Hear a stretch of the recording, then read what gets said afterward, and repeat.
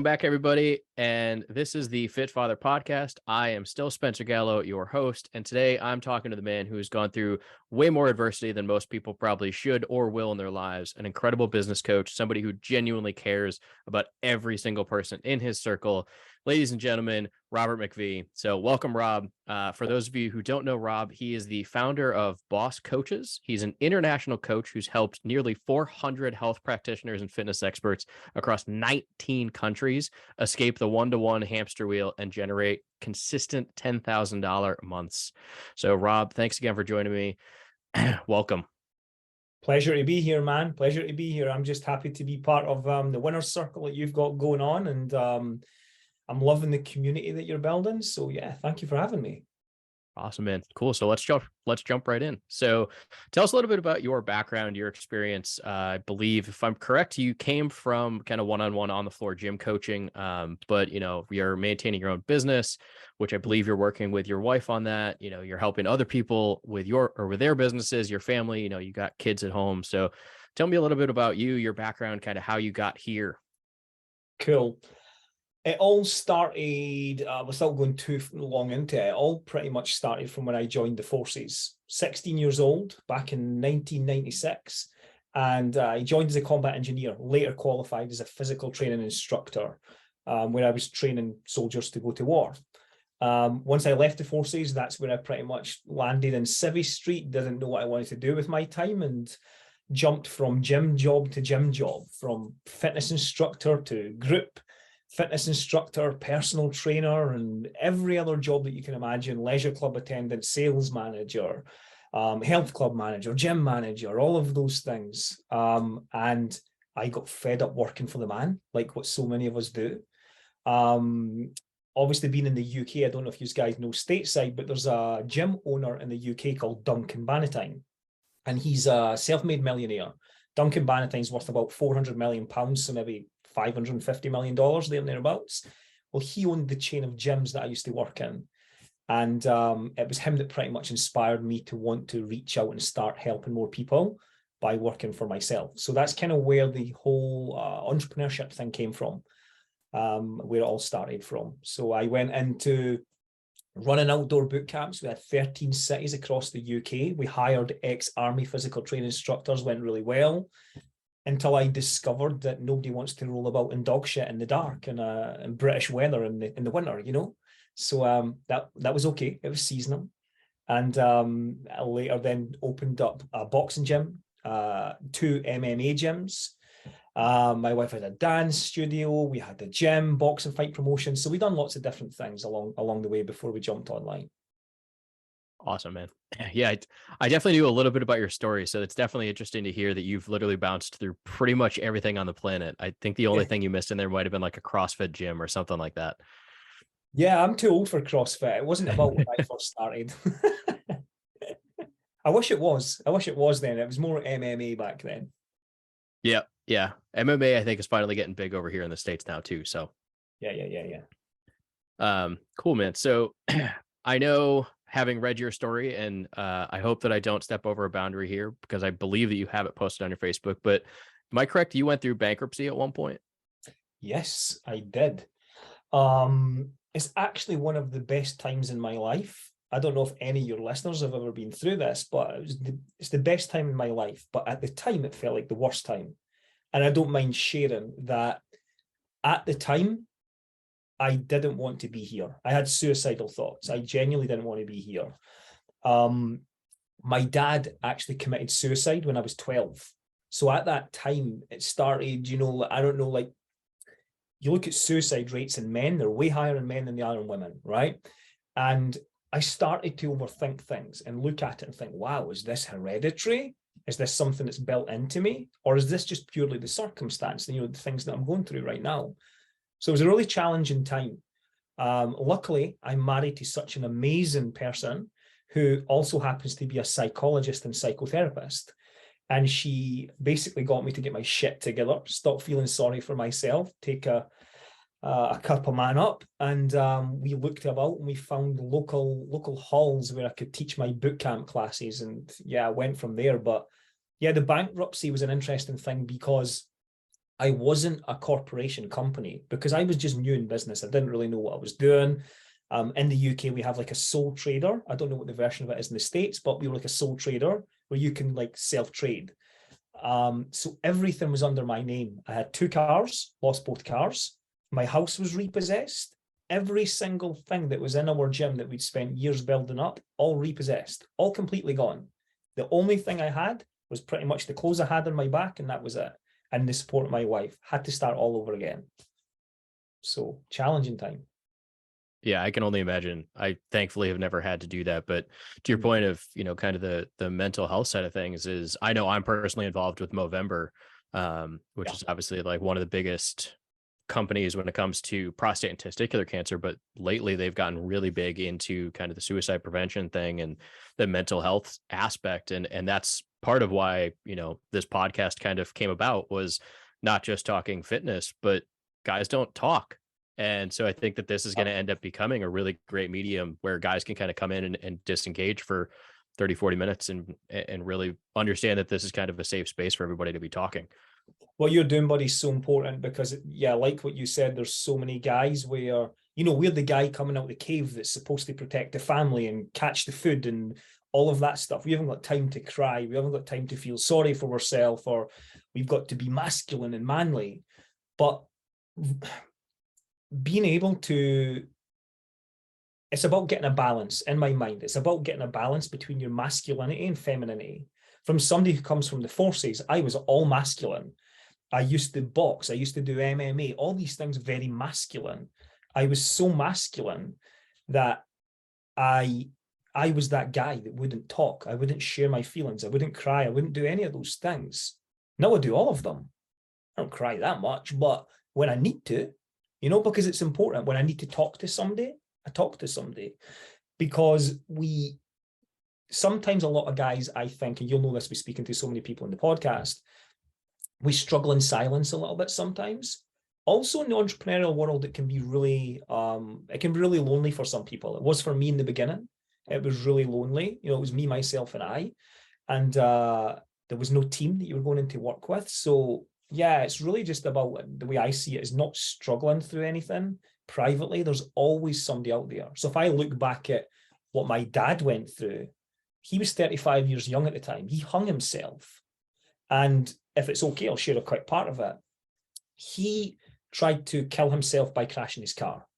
Didn't work. He gets 30 stitches across his forehead, 5 in his eyelid, and God knows whatever else.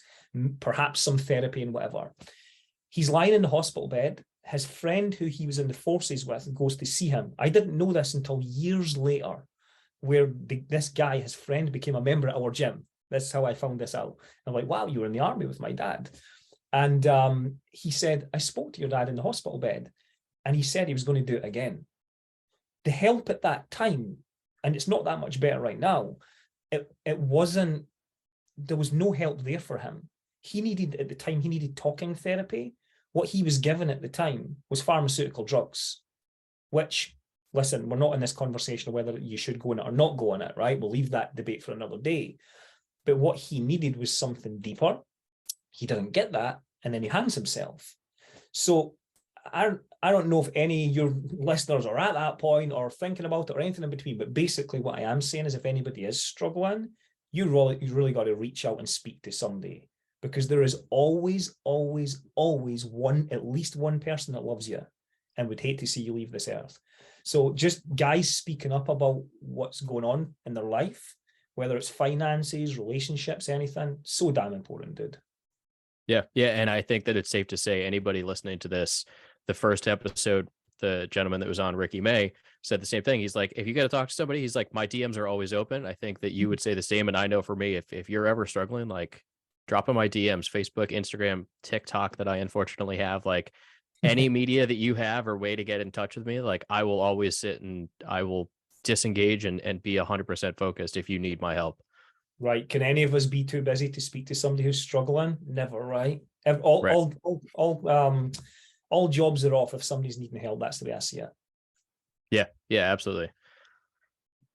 So going back to kind of your bankruptcy, is coming back out of that, how did you balance between like maintaining your own personal physical fitness, Mm. and then trying to build back up this fiscal responsibility, this financial freedom, and still managing, a relationship. And I presume somewhere in that time frame, you were starting to talk about having the little ones, right? Yeah. So this was 2011. Our little boy was born in 2012. So this was the year before, right? So big point in our life. We'd been married the previous year in 2010. So a lot of things happened really quickly. We went from flying in a business to making a bad business decision, signing a lease that we shouldn't have signed. So yeah, from that point, I can always remember I'd done this. It was the time when everybody's read the book The Secret or watched the movie of it, right? Most people have anyway. If you haven't, you need to go watch it or read the book. So I had watched the movie, and I think 2009, and I was into the whole positive affirmation thing. So I took a British £10 note, and I'd done the whole stereotypical positive affirmation thing. I write £100,000 on it, and I pin it to my ceiling so that every morning I wake up, I can see it. And every night when I go to bed, I can see it. So I've got £100,000 written on this. At the time, we don't have much money. My wife's going crazy, and she's like, we need that £10 note that's up there. Like, we can't use it. It's a visualization thing. And she's like, yeah, but I don't think you get it. We've no food. Anyway, it stayed there. It stayed on the roof, stayed in the ceiling. And 9 months and 14 days later, I hit £100,000. This is why I think I hit it. And it's nothing to do with the money. It's just, impact. I probably wouldn't have got there if I hadn't learned the lesson. I don't know who listens to this and if you're religious or spiritual or whatever else. But what I do know is that the universe gives us gifts, your God, whatever you want to call it, it gives us gifts. And if you're asking for strength, you're not getting given strength. You're getting given difficult opportunities to deal with, to see if you can become strong. For me, I wanted success because I was ambitious and I wanted freedom. And the universe was whispering to me and saying, okay, prove it. So I didn't realize at the time, this bankruptcy was a lesson for me to make me stronger. So in that small moment where I was wallowing in my own self-pity, and I eventually got out of it because of my amazing lady, it became one of the best lessons ever for me. So physical side, I was always into training because I was obviously such a physical person and lean into that masculine side. I was always physical training. I ran cross country. I had boxed competitively, done MMA. I was always built like an iron board when I was a kid. I was always really lean as a typical natural ectomorph body type. So the natural gravitation for me was always to want to put on extra lean muscle mass.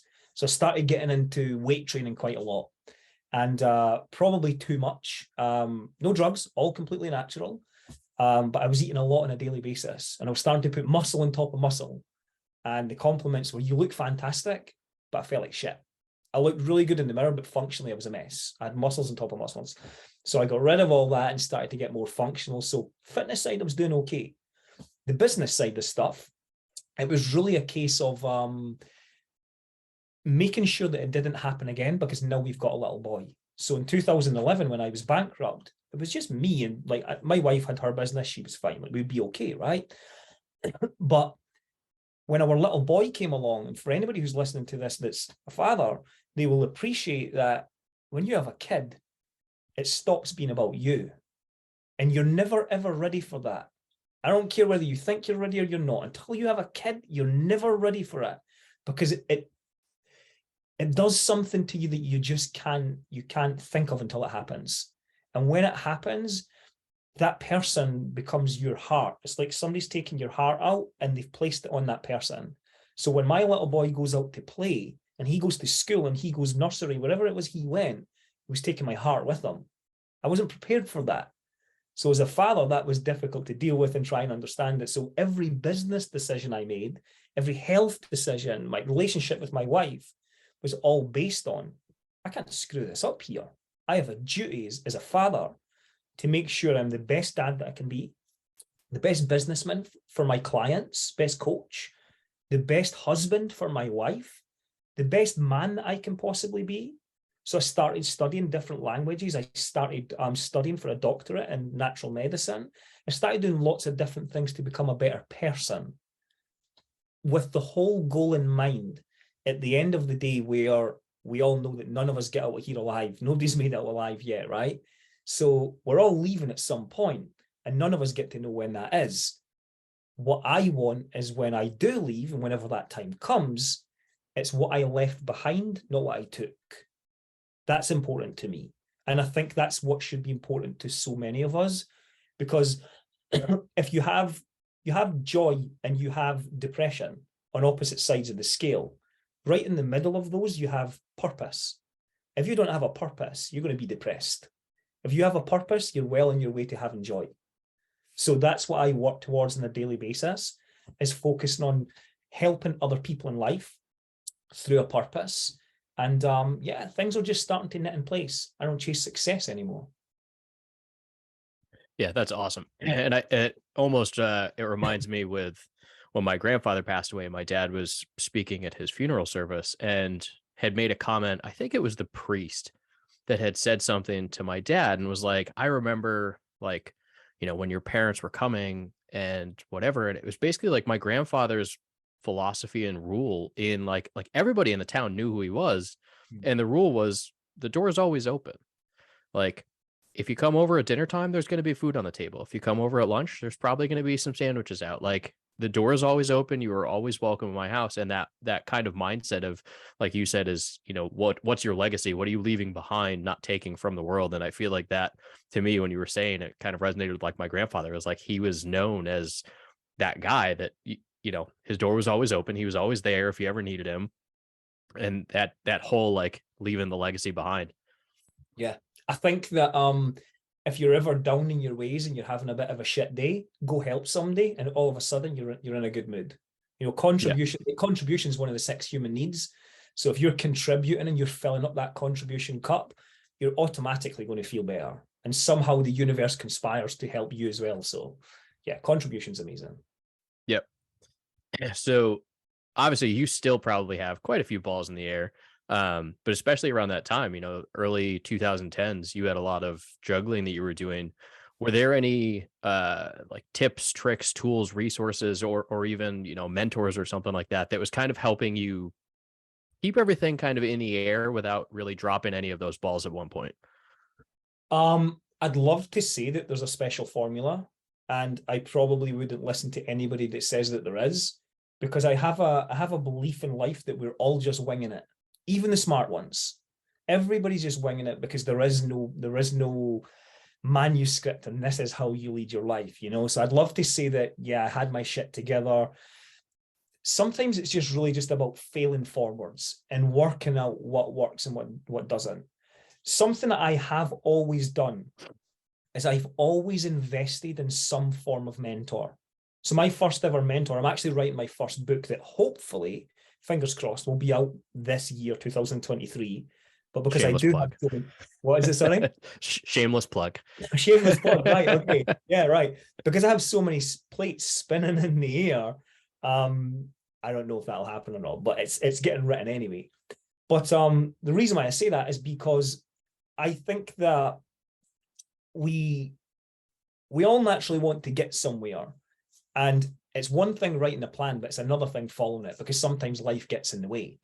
So the plan that I followed was that I don't really know what I'm doing here. I have a skill set. I've done well in the fitness industry. I've screwed up, but I've also got success. Let's see where that takes me. And let's chase my passion rather than chasing success and chasing money. And because in the beginning, it was success and money. It was very clinical and, just robotic. And this is what you should do. I was listening to everybody else.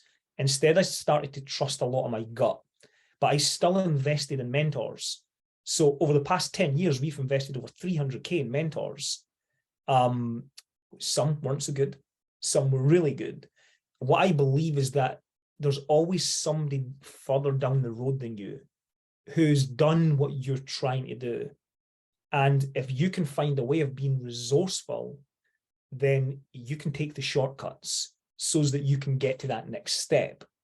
Not for you to make more money or whatever the thing may be, just for you, like, more contribution to other people's lives as well as your own, right? So a concept that I developed was that, and I actually came from, I'm allowed to name drop here? Oh yeah, go ahead. You can swear Okay, too cool. if you need to. Well, I actually have that problem where I can't not swear. So I appreciate that. One of my mentors, Bedros Keuilian owns the biggest boot camp franchise in the Yep. world. Fit I Body was Boot one of Camp. his, Yep. right, yeah, Fit Body Boot Camp, yeah. I was no affiliation. I was one of their boot camp owners, franchisees at the time. And he had said something to us in the mastermind, and he'd said that you can be poor or you can be broke. Broke never ever lasts forever as long as you have a skill set. Poor is a mindset problem. So you'll be poor if you don't have a skill set. And poor can be not just finance. It could be poor in your relationships, poor in your health, your fitness, whatever. So we were talking about all aspects.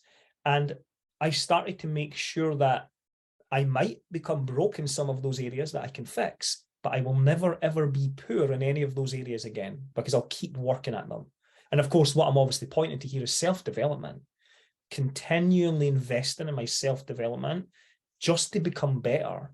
So that was kind of my approach, was let's find the right people where I can continually invest in. They can show me the shortcuts. And that's what we still continue to do to this stage. I always think that if you're the smartest kid in the room, you need to get a new gang because that ain't cool. So I always like to hang around with older people than me. I always like to hang around with people who are definitely smarter and know more stuff than me, because I'm always learning. I never want to be the cool kid in the gang. I'm happy to sit back and just watch and listen. So that was kind of where I went with it back at that time, was failing forwards with the goal at that time of opening a gym, which was always the big thing. We had boxing gyms, we had MMA gyms, but I wanted to open a physical fitness, typical fitness gym. Never done that before. So that was on the horizon at that time for us. That's awesome. So it kind of reminds me of what's slowly becoming a recurring theme in these podcast episodes is small steps lead to big impacts. Mm-hmm. Mm-hmm. Well, I can't remember who said it. I think was it Mark Twain. You don't need to see the whole staircase. You just have to take the first step. Just like, who cares what the staircase looks like? Who cares what the journey looks like? There's a guy who does, I can't remember who it is. It shows up in a reel on social.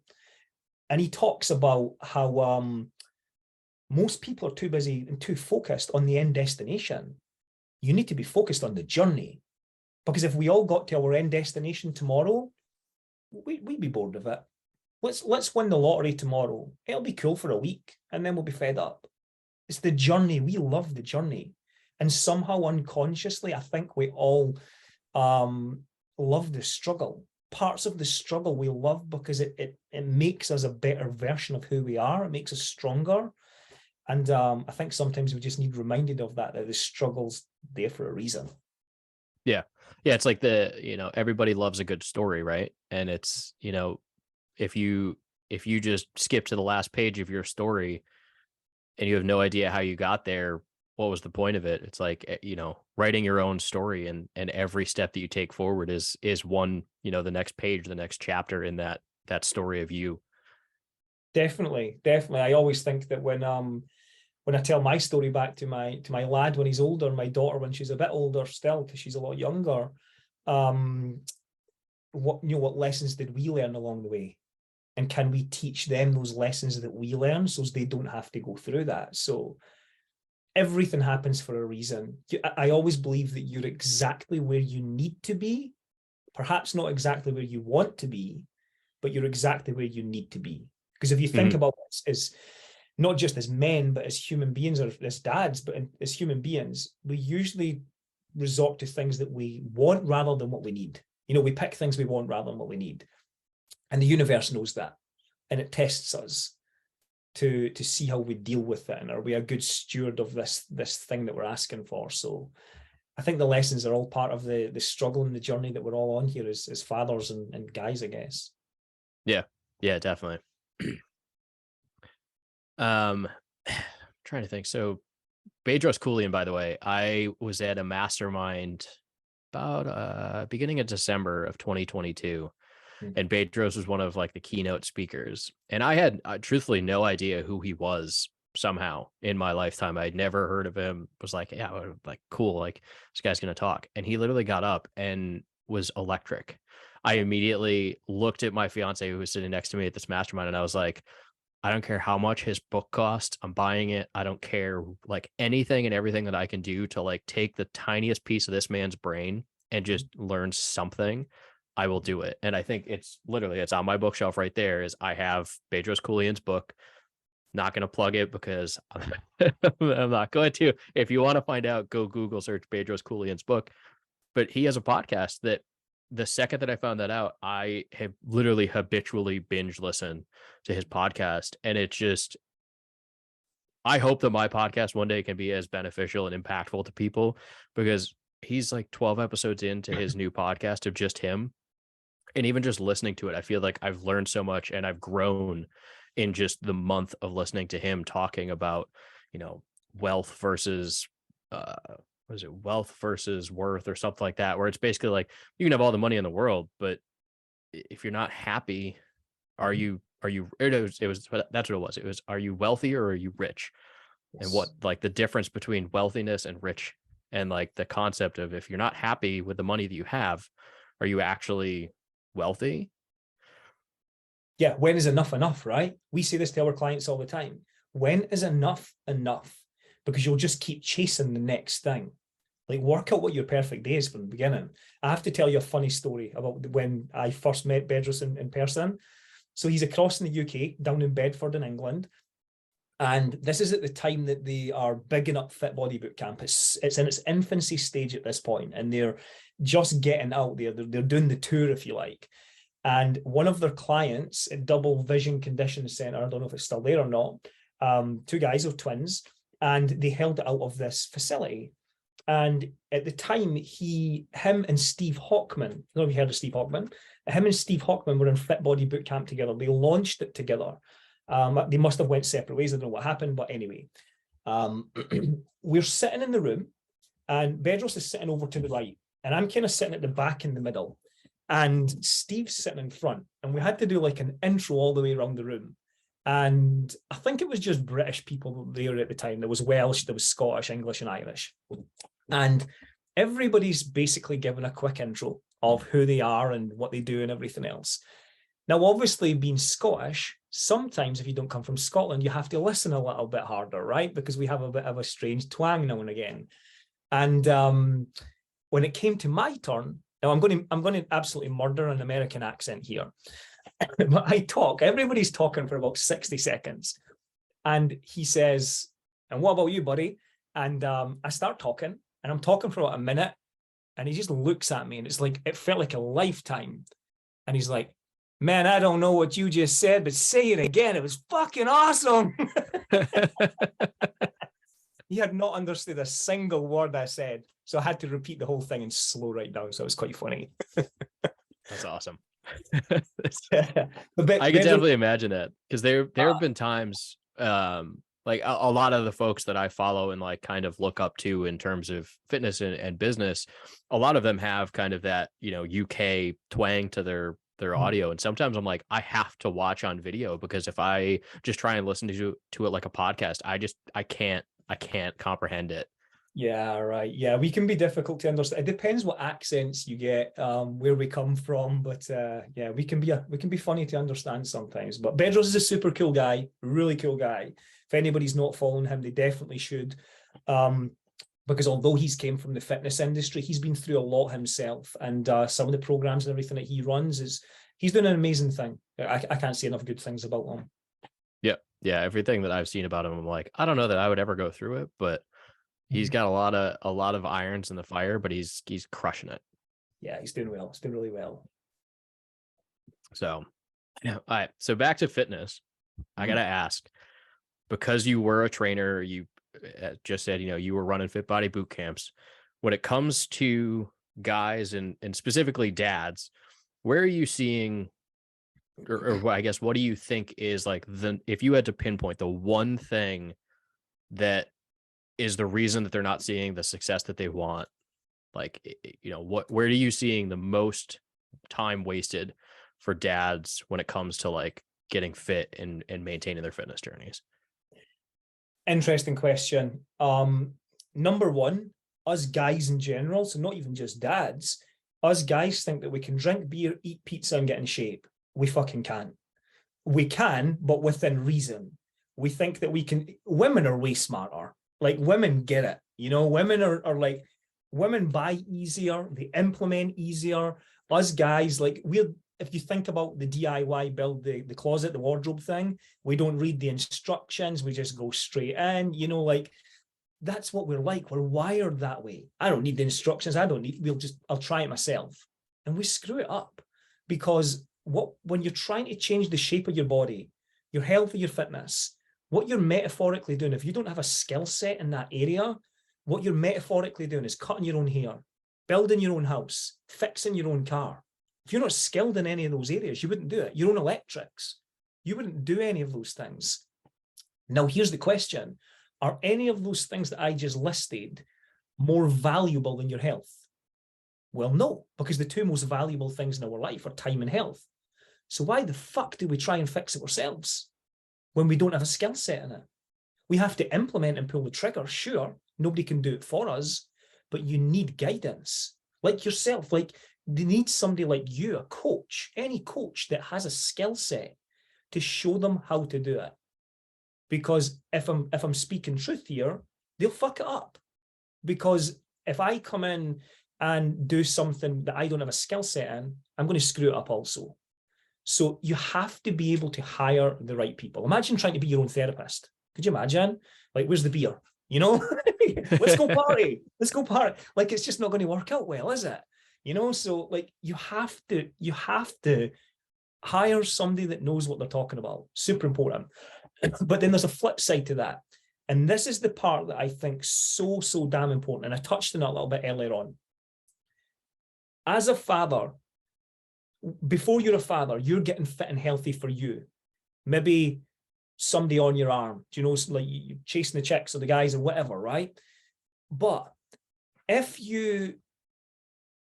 when you become a father, it's no longer about you, like what we mentioned earlier on. My little boy right now is 10.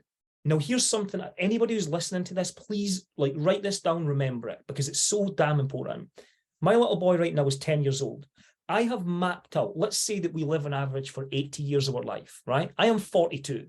I know, based on that generic figure, how many years I have left on this planet. But more specifically, how many Christmases I have left with him, how many birthdays, how many summer holidays, all of those things. It ain't about me. It's about him. It's about us standing drinking our first beer together. It's about standing watching him graduate from college. It's about him getting his first girlfriend, getting his heart broken, breaking a heart, getting married. All of those things, sitting watching the game with him. It's not about me. It's about him. And I made it about him the day I decided to create him. So sure, I get to be happy as well, and I've got to focus on me, but I also have a divine duty, an ultimate responsibility to provide for him. I can't go anywhere. I have to stay here on this planet and keep providing because he needs me. So when you become a father and getting into your health and your fitness and everything, sure, you might have times where you're thinking, you know what, I don't want to go to the gym today. Where's the ice cream? You'll have all these thoughts going through your head. And listen, I'm not saying you have to live like a monk and eat like chicken salads every single day for the rest of your life, because you absolutely don't. But you need to balance it.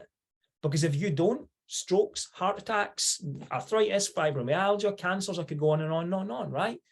These are things that don't have to happen. And if you look after your health and fitness and they hire somebody like you as a specialist, you avoid all of these things. But if you're just thinking, hey, I'm young, things are going to be okay, it's only a matter of time before fucking something breaks. And it could be a broken nail, it could be cancer or anything in between. So when it comes to your health and fitness, my view is to never view it on what I look like, but based on why are you doing it? Because if it's about you, you'll give up. And you'll give up because your motivation and your inspiration runs out. But if the reason and the goal and the why is bigger than you, there ain't a snowball's chance in hell that you're giving up, because you're doing it for this little kid who's watching over your shoulder. That's what will get you out your ass, get your ass out of bed at 5 a.m. in the morning or 8 p.m. at night once you finish your shift. It's what will make you choose the healthy option rather than the takeaway. You know, it's that reason.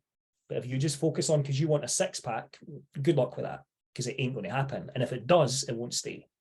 It needs to be something external and bigger than you, in my opinion. Yep. No, yeah, absolutely. And I actually was talking the other day with a friend, and he was talking to me about trying to lose weight. And I was like, well, like, what happens? Like, he's got, I think his son's about the same age, around like 10 years old or something, 10, 12 years old.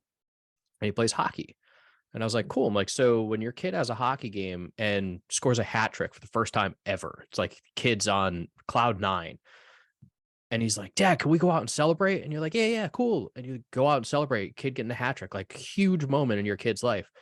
I'm like, where do you guys typically go? He's like, I don't know, like pizza shop. I'm like, okay, cool. I'm like, what do you order? He's like, a salad.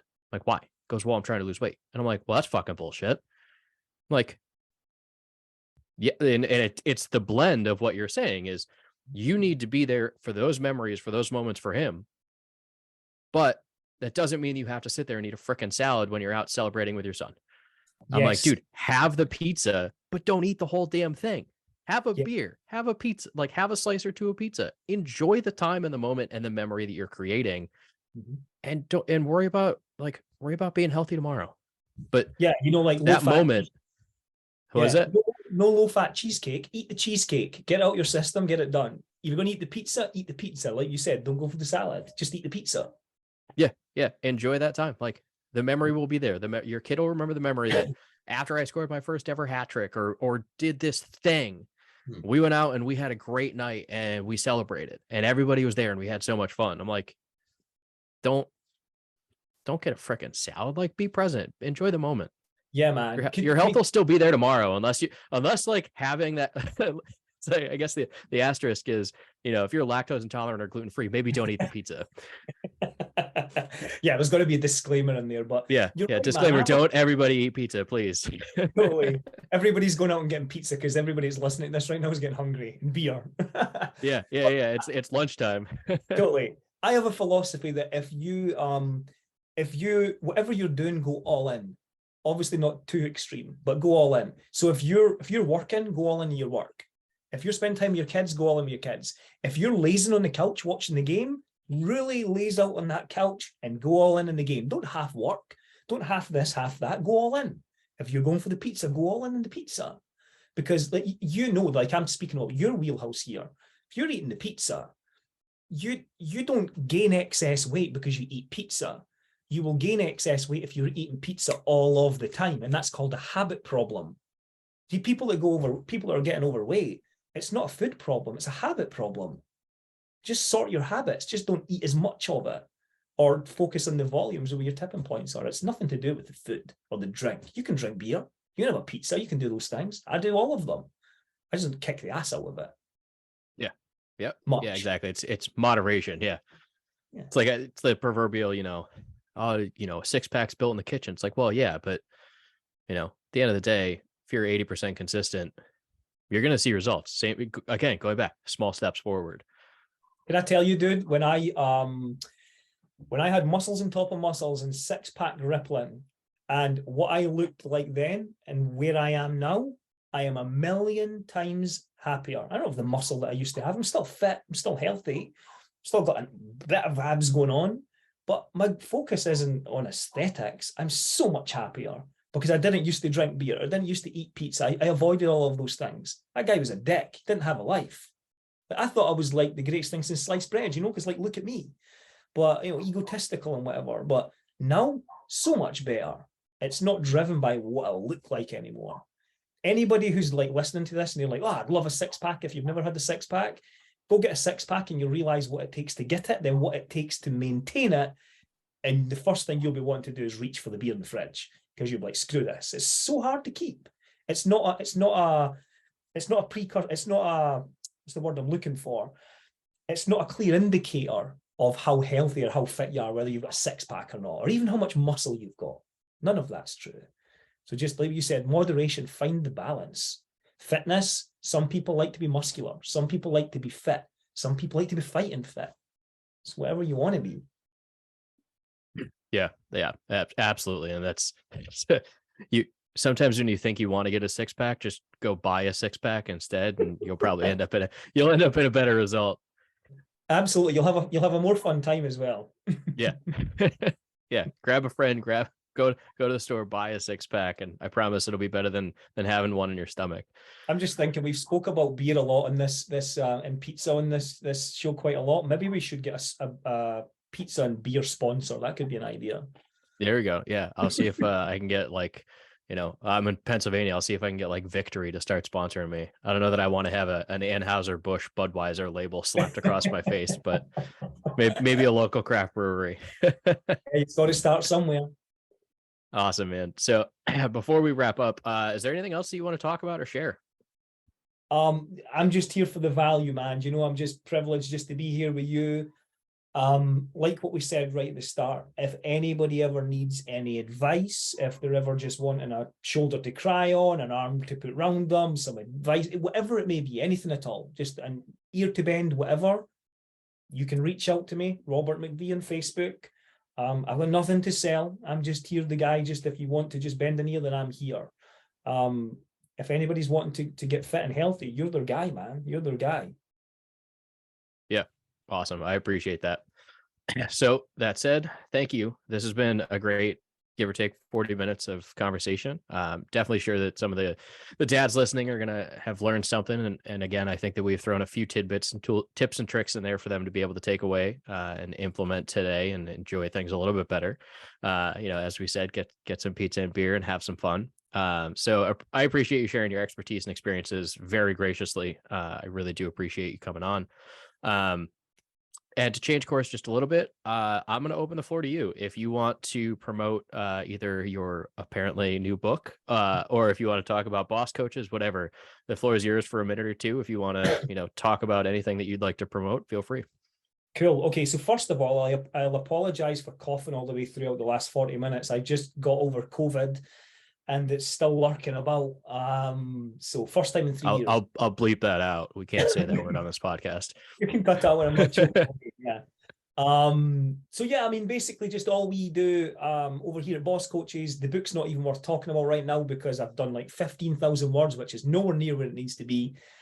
So it's currently just in its infancy stages. But yeah, Boss Coaches, all we're about is helping health practitioners and fitness experts how to get off the one-to-one hamster wheel so that they can spend more time with their family and actually gain location, financial, and time freedom. That's the whole focus on what we're doing. We live in a magical world right now where we can work online. You can speak to anybody in any longitude, latitude in the world, and that's where we're at right now. We're on Zoom right now, so it's a fantastic thing. So yeah, feel free to just check us out and see what it is that we're doing. We have a free group. If you know anybody who's in the fitness industry or a health practitioner that wants a little bit of help, we give lots of advice away for free. So feel free to look us up.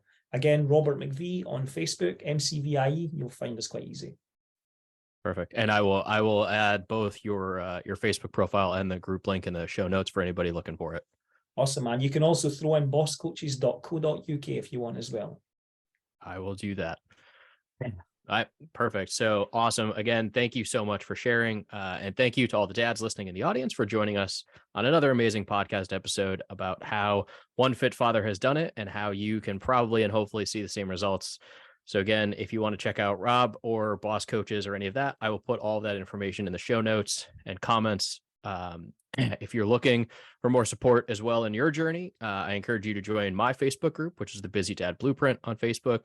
Schedule a free strategy session with me, and we can just kind of game plan what you're looking to do and how to get there. Completely free. Not going to sell you anything. I just want to help you get there and start beating the crap out of your kids in sports. That said, don't forget to subscribe, rate, review, and get the word out there so more dads can keep this community growing. I'm Spencer Gallo of Gallo Fitness. Thank you, everybody, for joining me on the Fit Father podcast. Have a great day.